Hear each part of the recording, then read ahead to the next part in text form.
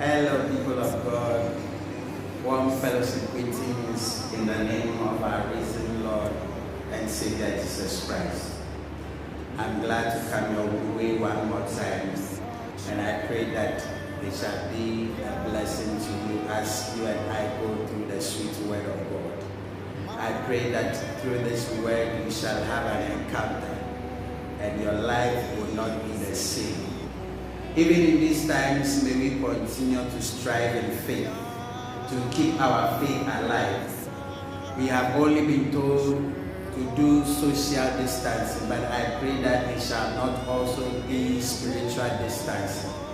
This is the time that you and I as family units need to come together more and to worship, praise the Lord, to come before the Lord in deep prayer. I pray that by the end of this pandemic, our family units will be stronger in the faith. Our family units would have risen greater heights in faith, where we will experience the glory of God. May that be your portion. May that be my portion in the name of Jesus. Amen. Let's say a word of prayer. Father, in the name of Jesus, we thank you for how far you have brought us. Thank you for your word which is about to come to us. We pray your blessing upon it. May it bring recovery of that which is lost. May it change us to become better people. I stand here as your vessel, speak that I may speak. As you open my mouth to speak to your people, let it be a blessing to them. And may your words propel us to the next level of our faith. In Jesus' name, amen. Today I want to speak to you from the Gospel according to Luke chapter 24, reading from verse 13 to 35. Luke 24, 13 to 35. The story outlined here is popularly captioned The Road to Emmaus. And today I want us to follow the road to Emmaus. As we follow the disciples on this journey, I pray that you and I will encounter our unique message of faith, a message that will change us, a message that will transform us. The road to Emmaus is a road that calls all of us, irrespective of our race and age, irrespective of our disposition, to come to a point in life that we will reflect and see the purpose of God for us. That is my prayer for you, that on this journey, on this road to Emmaus, you and I will see something that we have not seen before. And even as we encounter those things, I pray that it shall bring change and transformation to the people of God. May you have such an encounter in the name of Jesus, to the glory of God. Amen. The road of Emmaus, first of all, is a journey of uncertainty. When I talk about uncertainty, I'm talking about something which is indefinite. It is not definite. It is not reliable. Something unknown. It is not specific. Indeed, about half of Luke chapter 24 is full of uncertainties. I want you to picture the beginning of the chapter, that dawn when the women walked to the tomb. It was early, but they found an empty tomb. It is an uncertainty. They did not know what to say about the situation. Picture the same women who returned back to the disciples and they told them about the fact that Jesus is risen, because that is what the angels told them to go and tell the disciples. But these disciples did not believe the words of the women. It was an uncertain situation. Picture the people the disciples having heard. We are told that Peter ran back to the tomb. And when he went to the tomb, in the verse 12 of Luke 24, we are told that he entered. As he inspected the linen cloth of Jesus, the cloth that was used to wrap Jesus, Peter left the tomb wondering what had happened. And then we walk into the verse verse 13, which begins our story for this road to Emmaus, that in these uncertain times, two disciples take an uncertain journey. Their journey was uncertain because we are not told why they were going to Emmaus. We are not told what they were going to do there. All we are told that they were moving from Jerusalem on their way to Emmaus. Possibly it might be that they were running away from all the chaos, all the confusion and anxiety that this new day brings into their life. They have heard that Jesus is risen, but they have not seen this Jesus. They had heard the accusation of the people that the disciples have come to steal the body of Jesus. With these circumstances, the chaos, possibly these two disciples were on their way to Emmaus to wind down as they reflect, so that they will find some sanity for their lives. That is the journey on which these two disciples were embarking on. And we are told that they were going to Emmaus, not knowing what they are going to do there. The question I want to ask you is, what do you do in uncertain times? What do you do when crisis comes into your life? What do you do when you do not know where to turn or where to go for comfort? Permit me to exhort you from Psalm 121. The first and the second verse says that I will lift up my eyes to the hills, from whence cometh my help. My help comes from the Lord who made heaven and earth. In verse 7 and 8 it says that the Lord shall preserve thee from all evil. He shall preserve your soul.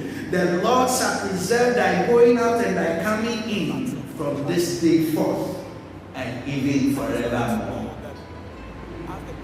In uncertain times, look to Jesus. Amen.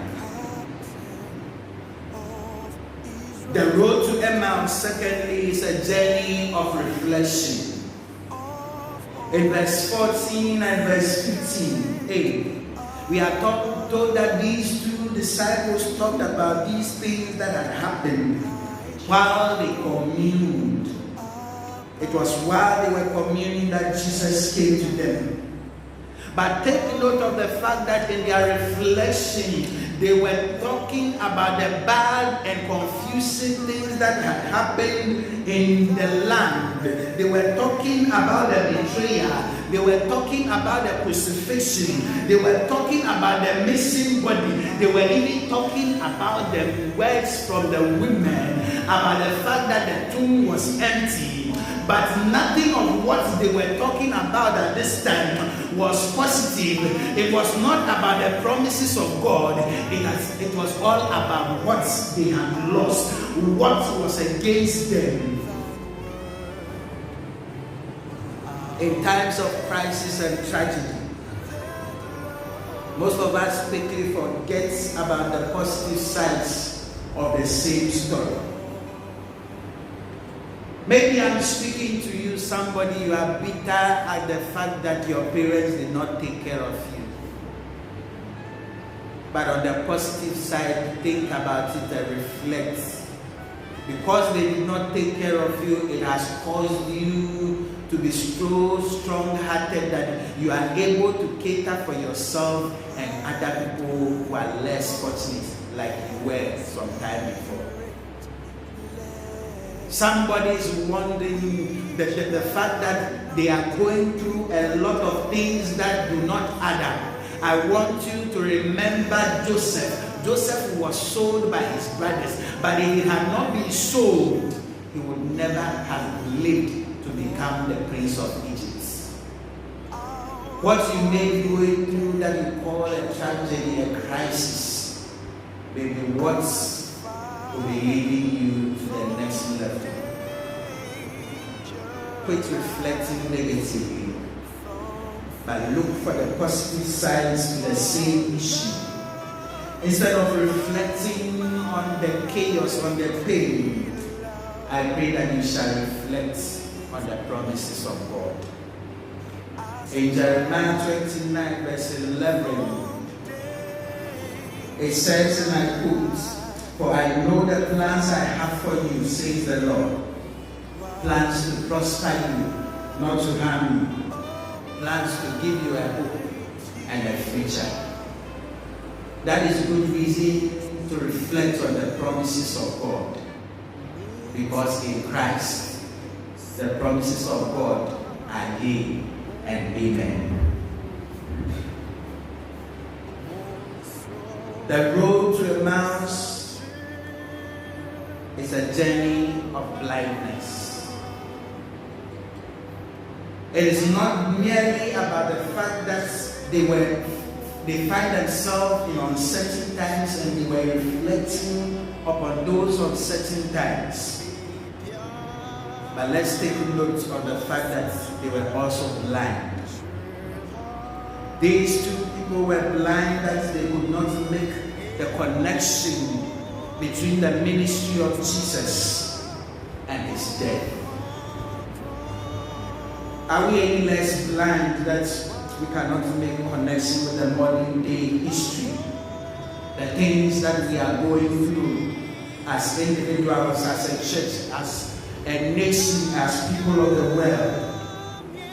The history that we are living through, to connect them with what the Bible has said about them already. These disciples were blind that they could not connect the empty tomb with the words of the women.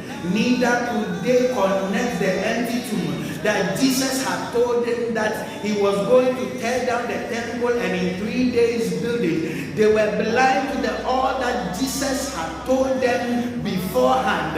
If the tomb was empty, they would have connected so easily what Jesus had told them, but they had forgotten. They were blind to all that had taken place before. Ultimately, the Bible itself tells us that these men were blind. They were blind to the fact that the third person who joined them on the journey was Jesus himself, who was walking with them. And it is told to us that they were walking with Jesus. Jesus was talking to them, yet they did not know that it was Jesus. Are we not just like them, so blind to the presence of God in our lives? So blind to the blessings that God pours into us. So blind to the gifts that he has invested into us, that he is counting on us to deliver in his church out of it. We are so blind to the many things of God and the things that God is looking and requiring from us, so much that we are unable to live to the full potential of what God wants us to be. Blind Christians, blind children of God. How often haven't we entered the presence of God, yet we have even lost sight of the fact that this is his presence?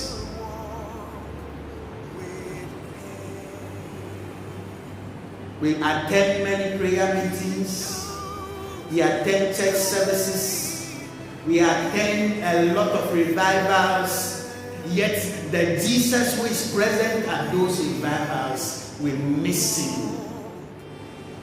Are we not as blind as these two disciples? The road to Emmaus was a journey of blindness. But I thank God for the Jesus who joined them on the journey. And Bible says that when Jesus is present, he restores sight to the blind.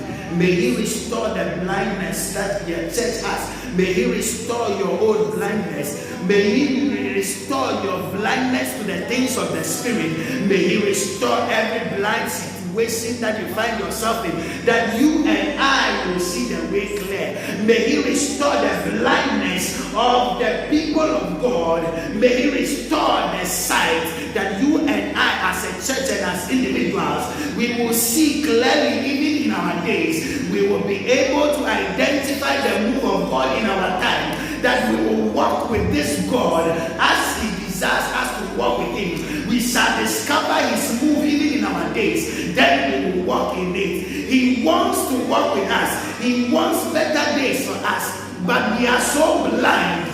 May we lose that blindness and see the purposes of God even in our days. Amen. May you lose that blindness indeed. Amen. The road to Emmaus is not just uncertain. It is not just a road of reflection and blindness. The road to Emmaus was also a journey of shattered dreams and dashed hopes. Listen to what they said to Jesus as He began to interact with them. In verse 21, Cleopas said, "We had hoped that he was the one who was going to redeem Israel. But now what Cleopas is saying is, our hopes are dashed. Our expectation, what we thought we had in this man was gone, because he had died and he had been buried." I am speaking to somebody. You had hopes and expectations. You thought God was taking you to the next level, but you had gotten to a time that you cannot see the way clearly. I pray that you shall lose sight of that home, those dreams that have been removed. I pray that you will be broken free from every limitation, so that you will walk into your destiny. Your hopes may be dashed, your dreams may be gone, but there is a God who promised that when He gives you a promise, He's watching over His words to perform. Joseph saw a dream. He was sold, yet he walked into the dream. Being sold into slavery, being thrown into jail by false accusation, yet the dream came true. I don't know the dream you carry. I don't know the hope that is upon your life, but there is a God who reveals. There is a God who gives people dreams. There is a God who brings hope to our lives. He is the one who will take us to the next level. Quit looking down upon yourself that the journey is over, that all is lost. There is hope for your future. That hope is in the Lord who is risen. That risen Jesus, He will take you to the next level. And I pray that you will have the faith to see Him as He is. Your hopes may be dashed, that there is hope in this God. Amen. They said that this man was a prophet who was powerful in word and deed before God and also before all people. But by now their hopes were shattered. Their dream of better days with their champion was dead and buried. Maybe that is your life this day. There is something you were looking forward to. There's a child that you thought that was the apple of your eye, yet this child is not living up to expectation. Your hopes have been dashed. I'm speaking to a married woman. You thought when you got married you would have given birth in the first year, but it's the fourth year. For somebody it's the sixth year. You are counting. You think your hope is lost. In Proverbs 13 verse 12, hope deferred makes the heart sick. There is nothing so difficult that when you are hoping for something that does not take place, it brings burdens upon your heart. It brings anxiety. Your heart may be sick, but faithful is the God who has promised. What He has said He will perform. Is God a man to lie? He is neither a man to lie, nor the son of man to lose sight of His promises. What He has promised He will perform. What He has said will come to pass. It is because He's a God who is watching over His word to perform. He has promised He will never fail. That is why you ought to hold on, somebody. Don't give up on your dreams. Continue to dream greater dreams. Continue to wait upon this God. and he will perform. Ecclesiastes 11, verse 3, in his time, he makes all things beautiful. In his time, he will make your life beautiful. In his time, he will change the storm. Not by your time, not by my time, not by the clock of the world. It is by the time of this God who has called you. He will make all things beautiful. May that be your portion in the name of Jesus. The road to Emmaus may be uncertain. It may be blind. It may be full of dashboards, shattered dreams. But take notes, however, that the road to Emmaus is a journey into enlightenment. The road to Emmaus is a journey of insight and understanding. So in verse 26, we are told that Jesus Christ began to teach them, and he pointed the way to them. All that the Christ had to suffer because of his glory, he had to suffer so that out of his suffering he will enter his glory. Listen to verse 27. And beginning with Moses and all the prophets, he explained to them what was said in all the scriptures concerning himself. He enlightened them. He brought their understanding to what they were blind to. He brought their uncertainty into perspective. He opened their eyes to see what he wanted them to see.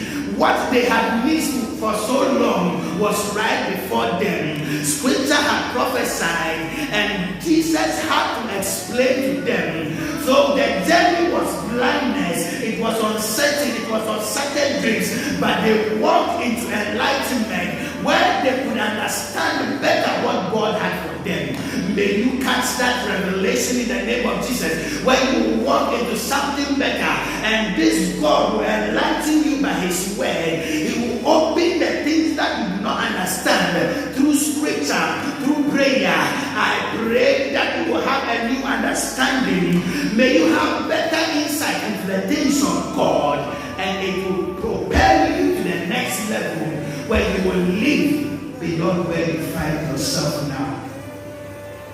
Receive that in Jesus' name.